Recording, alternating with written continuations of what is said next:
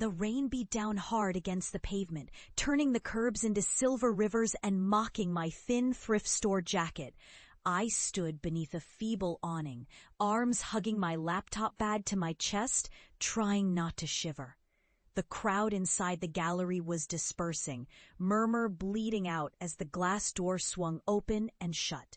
Behind that thin slice of smoky glass, 2 months' work, my first sound installation, sat orphaned in the corner, untouched, unplugged. I kept picturing the email. We appreciate your passion, but we are curating more traditional forms of art this season. Sound isn't our direction for the exhibit. The gallery manager, Beatriz, had delivered the rejection in person, her lips pursed with polite apology.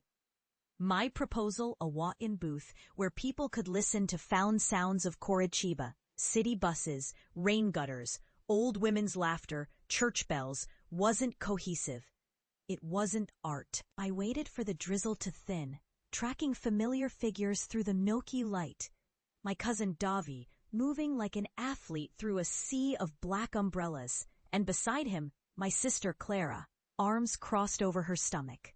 They'd promised to come. Instead, they'd hovered near the wine and nibbled the edges of advice. "You're sweet, but who makes money mixing noises?" Clara had whispered, while the opening speeches rolled. "Why don't you try something real?" Davi had added later, mouth tight with concern. It was their voices I'd be hearing on the bus ride home. Their caution, their amusement, mixed with that of my aunts and uncles and the neighbors from the apartment next door. All of them comfortable in the old logic of Curitiba's middle-class neighborhoods. Life is a straight line, straight job, steady wage, Sunday soup, and never anything as abstract as a sound designer. I stepped off the curb, shoes soaking through instantly, and waited for the night bus. My fingers tingled with cold and disappointment. All the days collecting sounds felt suddenly empty, like I'd filed away pieces of a city no one wanted to listen to. At home, I knew. My mother would have left soup steaming on the stove, but even the taste of it felt sharp, edged with pity. As the bus pulled up, its engine huffing steam into the night, the driver glanced at my badge. "You're coming from that fancy gallery. Didn't see your name in the news." He grinned, a little lamely, and I climbed on, cheeks burning. Rain streaked the windows, and I watched it distort the world, turning streetlights to vaguer versions of themselves. That was my place, I thought, not quite in focus. I pressed my head to the cold glass, listening to the subtle harmonics of the engine and the tires slicing puddles. Even here, life meant something if I cared enough to listen. I didn't cry. Not then. Instead, I decided I'd stop talking so much about what I wanted to make, not with my family, not with anyone. The next morning, I boxed up the sound booth and stored it under my bed. The world wasn't ready, I told myself, but maybe one day it would be. I would keep listening. The months unfurled like cold leftovers. I took a job editing wedding videos for a local studio, adding canned piano to photo montages. The work paid enough for rent and groceries, left a little time for walks through the city with a recorder in my pocket. I'd pass through Praça Tiradentes in early morning, catching the scratchy chatter of street cleaners, or pause beneath the Rua 24 Horas arcade, standing in the hush before shops opened. Sometimes, late at night, I'd mix tracks for myself, layering traffic with birdsong, turning old tram lines into mournful chords. I shared a few pieces online with strangers, forums for sound nerds, a few podcast collaborations. Mostly, though, it felt like tossing messages in bottles into a surging river. Who would ever fish them out? Family gatherings became torture. Birthdays, Sunday churrascos, holidays. My Uncle Mauro would fix me with his sad, heavy eyes. "Your mother worries, Anna. Why not study something practical? Accounting, maybe. Teachers always earn well. What is this noise thing really?" I'd nod, smile, insist I was fine. Eventually, people gave up asking. I became the one to fetch drinks, wash plates, and clean after children. Invisible, mostly. Only my mother kept faith, folding me into a sideways hug as if I were made of fragile glass. She filled my kitchen with soup and fruit, and let me play whatever I wanted when we ate together. Even she, though, showed a wounded look when I spent another birthday with headphones on, working edits for a stranger's documentary. Years slipped by, gray and serviceable. Somewhere along the way, my father finally relented and called my job creative instead of unstable. I turned 30 and barely noticed, except the ache in my chest grew colder, heavier. Maybe I thought this was how dreams shrank, not with a bang, but with the grinding of days into the same old repetition.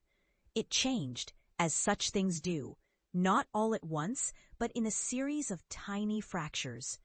It started with a podcast. Late one night, an American producer reached out by email. She found a sound collage I'd posted, Curitiba at dawn, and wondered if I'd like to contribute to her environmental audio story. I sent her drafts. She sent back encouragement and, crucially, payment. The work lured in a few more clients. A Brazilian author needed ambient sounds for her audiobook. A music label in Sao Paulo looked for someone to remix the city's sounds for an art event. Piece by piece, I built a portfolio. The gigs stitched together into something that looked from the outside, almost like a career. I still remembered Rejection, how it stung to be told I was strange, pointlessly stubborn, but it wounded less when the world elsewhere saw value. One day, I met an engineer for a movie set and, on a whim, offered a sound library of Curitiba's moods. The director bought it. Then another. The first real money I'd ever made for my own work. Finally, an email arrived that didn't begin with, "Thank you for your interest," unfortunately.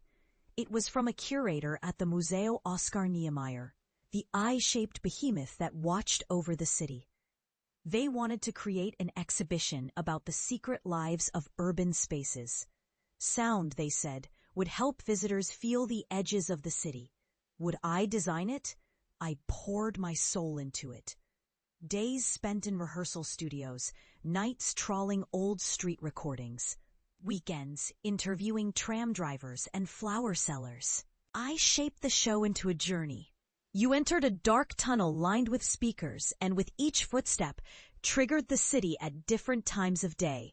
Bus horns in the morning, laughter in the afternoon, storms in the twilight. There was a side room where visitors could record their own memories of Curitiba, all the voices, all the noise, layered into a growing archive. The opening night approached. For a week ahead, I didn't sleep properly, nerves eating at me. Would anyone come? Would they linger or just pass through, rolling their eyes? Was this my chance or another display for strangers who didn't really hear it? I remembered the gallery night in the rain, how small and unwanted I'd felt, how Clara's gentle, pitying smile burned more than Davi's laughter. The memory followed me, close as fear, as I prepared. But I'd survived that once. I could stand another storm. On Friday, clouds pressed low, promising rain. The Niemeyer appeared ahead, huge and yellow-lit. I dressed simply, denim jacket and clean jeans, the closest I had to armor. My mother waited with me at the bus stop, squeezing my hand. "Vai dar certo, filha," she said. "You always find a way. They'll see." I wanted to believe her. When the bus dropped us near the museum steps, a thin crowd already milled outside. News trucks, a local radio. I recognized a few familiar faces, old schoolmates, old enemies. Inside, curators moved briskly. The entire second floor was darkened, save for scattered pools of lamplight and the soft, beckoning entrance to my sound world. It swallowed me up. For the first 10 minutes, the room was empty. Then the doors opened and people drifted in, strangers, critics, pairs of teenagers giggling. I hid behind the pillar, heart on fire.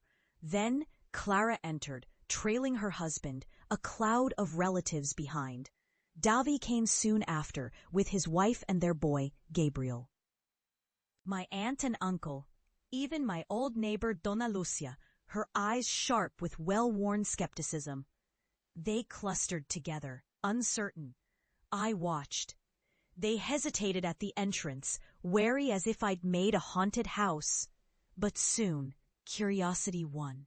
Clara led the way, hand touching the speaker-lined wall. Rain sounds swept over them, the soft hiss of millions of drops singing on rooftops. Thunder cracked with the low rumble of bus wheels. They paused, whispering. Then came city voices. A chorus of market stall banter, turned rhythmic and strange by my craft. Davi paused, frowning, and pressed his hand to his chest as if remembering something. The sound of children laughing merged with traffic, the soundtrack of our childhood street. I watched my family's faces, confusion shifting to recognition.